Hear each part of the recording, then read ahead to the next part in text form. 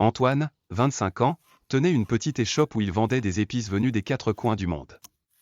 Sa passion pour les saveurs venait de sa grand-mère, une voyageuse infatigable qui lui avait laissé un carnet de recettes inachevées avant de disparaître.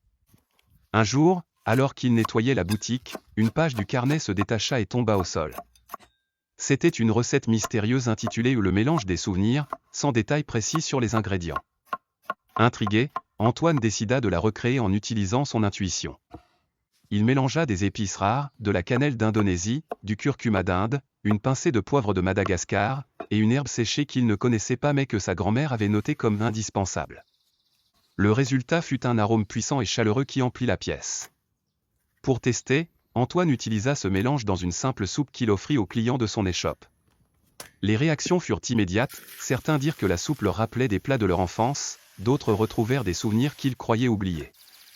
Avec le temps, le mélange des souvenirs devint célèbre, et des voyageurs vinrent des quatre coins du pays pour goûter cette soupe. Antoine comprit alors que sa grand-mère ne cherchait pas seulement à créer une recette, mais à rassembler les histoires des gens autour d'un plat. Chaque soir, il ajoutait une nouvelle page au carnet, poursuivant l'héritage familial et prouvant que la cuisine pouvait être un langage universel.